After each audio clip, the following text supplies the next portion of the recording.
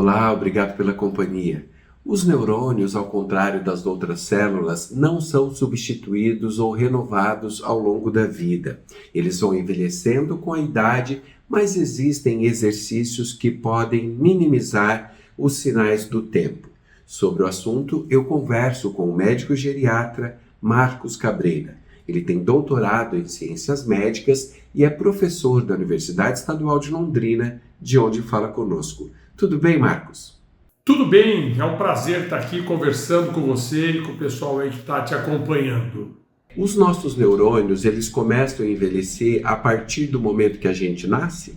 Não envelhecer, ele começa a mudar. Inclusive, quando a gente nasce, ele começa a se desenvolver, né? Ele chega num topo de organização próximo dos 20 anos. Só que ele fica pouco tempo nesse topo e aí ele já vai começando a ter mudanças significativas que a gente considera fazendo parte já do processo do envelhecimento. Então, eu diria que ele se amadurece e assim que ele amadurece, ele começa a envelhecer. Se a gente for pensar então numa idade cronológica, mais ou menos, em média, isso começa a ocorrer a partir de que idade? Eu diria que a partir dos 20 anos nós temos alguns processos que começam a ter o envelhecimento neurológico, mas seguramente depois dos 30 anos nós temos transformações gerais já em todo o cérebro e nós vamos ter inclusive uma diminuição do tamanho do cérebro a cada ano, né? Mas isso não significa que nós vamos ficar sem ter condição neurológica de continuar vivendo. É o envelhecimento normal, é aquele que não tira da gente a capacidade de viver bem. E existe uma idade em que esse processo ele fica mais acentuado ou mais acelerado? Olha, a gente sabe que a idade é um grande marcador dessas mudanças, sem dúvida nenhuma. Quanto mais velho, mais intenso. Até porque outras coisas começam a interferir.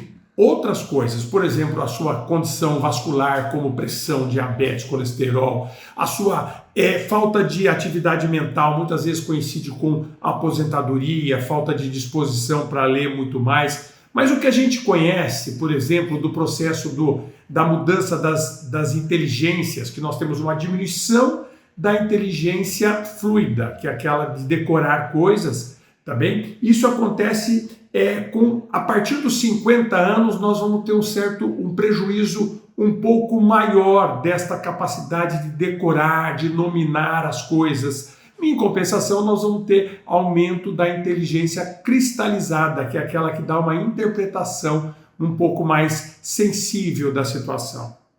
E a partir de que momento, então, a gente começa a ter aquela sensação de que está esquecendo as coisas? Nós temos uma mudança, né? Por exemplo, a partir de 50 até 60 anos, nós vamos esquecer o nome, não ter a mesma facilidade para decorar um número, para decorar um endereço, para lembrar um nome de um artista. Isso já acontece próximo dos 60 anos, entre 50 e 60 anos. Uma outra coisa que acontece também nessa fase é uma diminuição de capacidade de processamento simultâneo. É a capacidade de fazer 2, 3 coisas ao mesmo tempo. Isso diminui com a idade, tá bem? Então, eu diria que a partir dos 60 anos nós temos isso muito demarcado e nós temos uma evolução até o final dos nossos dias. O que é a neuroplasticidade? Olha que coisa interessante. A gente achava até um tempo atrás que o neurônio ele nascia, estava pronto e ninguém mexia mais com ele, né? A gente não mexia mais com ele. O que a gente já sabe, os estudos estão mostrando, é que uma vez estimulado esse neurônio, ele pode se conectar, ele pode interagir com outras áreas do cérebro, com outros neurônios, com outros circuitos e pode manter a função. Olha que coisa interessante. E como é que a gente faz o neurônio funcionar? A gente usa a cabeça. Por isso que hoje nós temos uma busca muito grande pela reserva cognitiva. Quer dizer, eu tenho que usar a minha cabeça, eu tenho que fazer com que essa cabeça seja o mais utilizada sempre, tá bem? Não adianta eu ter acumulado muita informação, eu preciso fazer com que esse treinamento seja constante. E como otimizar, então, essa neuroplasticidade? Fazendo desafios ao cérebro, né? Cada um de nós tem uma coisa que pode desafiar. Se você pedir para um indivíduo sitiante que mal sabe ler, fazer palavra cruzada, isso não vai representar alguma coisa relevante, até porque ele não vai conseguir fazer. Se você pedir para um indivíduo altamente intelectual também fazer palavra cruzada, isso também não vai ser interessante. Então nós temos que fazer de acordo com a habilidade adquirida do indivíduo. Né? Muitas vezes um indivíduo simples, pouco alfabetizado, ele pode ler a Bíblia, ele pode contar histórias, ele pode escutar músicas, ele pode fazer desenhos. O indivíduo mais intelectualizado pode estar aprendendo uma nova língua, ele pode estar aprendendo uma nova área, mas querendo aprender, não simplesmente passando em frente a um livro e ficar horas e horas só na frente do livro. Tem um processo ativo de aprendizado. Como nós estamos numa fase em que nós somos muito mais sensíveis, é interessante que a gente junte essa atividade com uma coisa prazerosa. Então eu costumo dizer o seguinte, esta atividade para melhorar a nossa reserva cognitiva, para aproveitar da habilidade de neuroplasticidade dos neurônios, ela precisa ter duas coisas, o desafio e o prazer. Se a gente conseguir juntar tudo isso, vai ser muito legal. Respeitando as características individuais, quais são os exercícios, por exemplo, que a gente pode fazer que melhoram, né, que potencializam a nossa atividade cerebral? Então, ele tem que ser desafiador para você, tá certo? Desafiador para você. Os estudos mais comuns, eles falam muito no bilinguismo, aprender uma segunda língua. Isso ajuda muito, porque você usa vários recursos de vários sistemas, isso é muito interessante. Mas nós já temos também estudos, por exemplo, com música. Né? O indivíduo que tem um estímulo para escutar música e prestar atenção nessa música, tocar um instrumento, exercer uma atividade de artesanato, alguma coisa que te remeta a alguma coisa antiga que você já tem, uma habilidade que você já tem e que você pode desenvolver. Aprender uma nova situação, por exemplo, eu nunca aprendi, por exemplo, a tocar violão, eu começo a tocar violão, eu começo a reler os livros que eu gostava muito, mas relendo, escrevendo, colocando o nome de personagens, isso também é uma coisa bastante positiva. Hoje, na internet, nas redes sociais, nós temos um universo de possibilidades aonde a gente acessa, onde a gente invade, né? A gente entra nesse mundo e consegue ter um retorno também afetivo. Eu quero insistir com isso. Não é só um exercício sem graça de usar a cabeça. Contemplar alguma coisa que você gosta e que vai acabar fazendo bem para você também. Marcos, qual que é a importância do desenho e da pintura nessa exercitação cerebral? É muito importante porque, primeiro, que é uma coisa simples, acessível a todo mundo, né? Nós podemos ter facilmente um contato. Você pode trabalhar com esse formato de desenho, de pintura, de figuras para todo mundo, do indivíduo não alfabetizado até o grande intelectual. E você pode usar a sensibilidade. Existem muitas técnicas hoje que se estimula isso, muitos trabalhos de acadêmicos, professores, aonde se mostra claramente a vantagem em trabalhar com essas técnicas. Isso é muito positivo e simples, né? Acessível a todo mundo. E a montagem de quebra-cabeças, né? Que geralmente a gente tem muitas opções com um número variado de peças.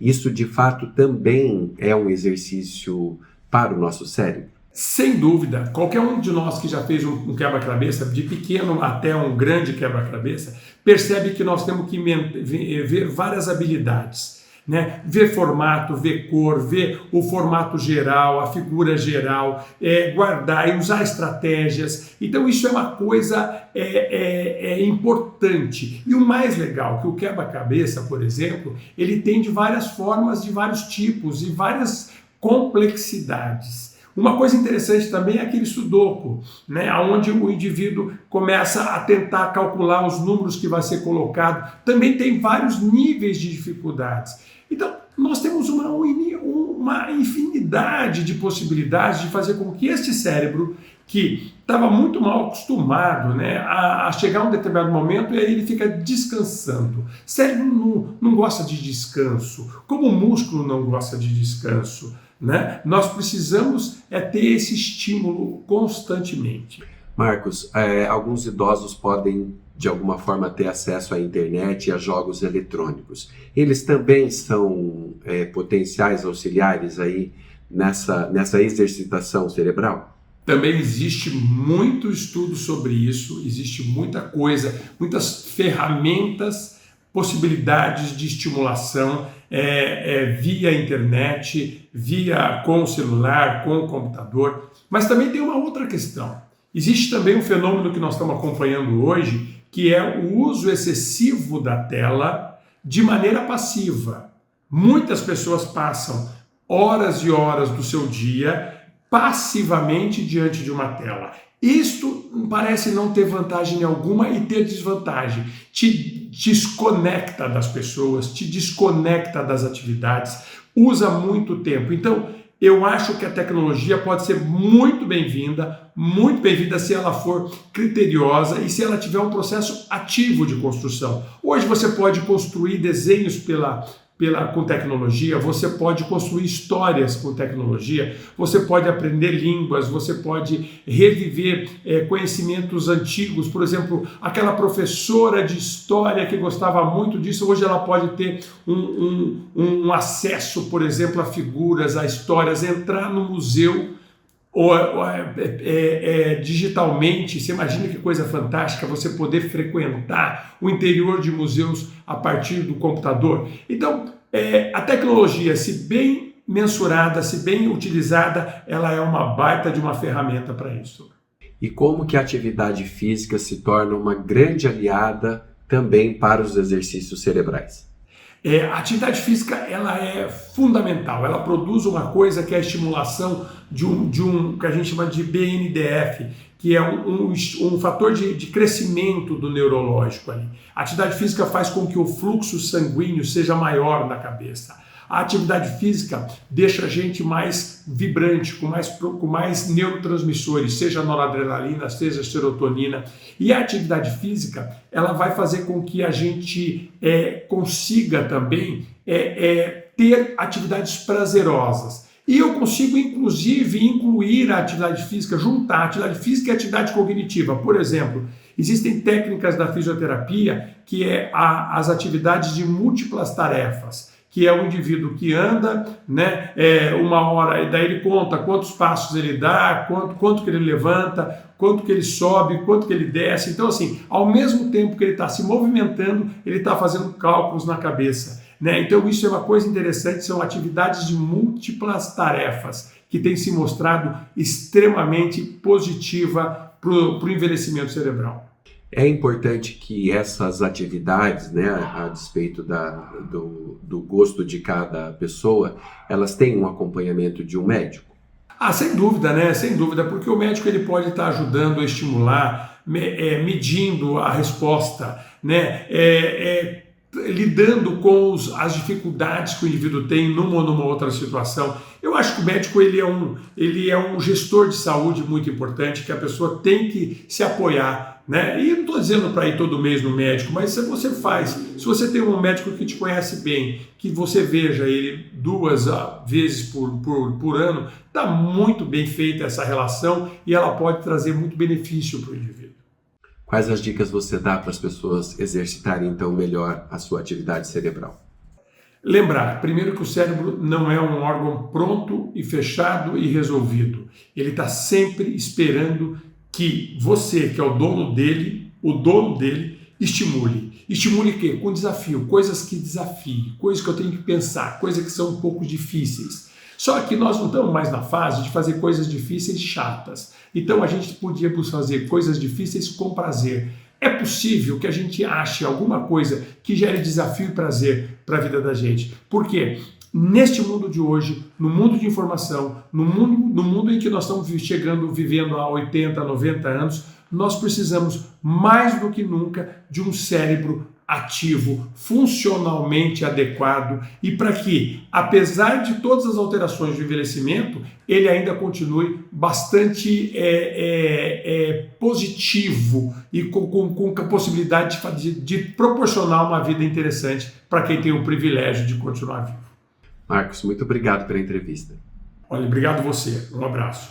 E a você, obrigado pela atenção e até o próximo vídeo.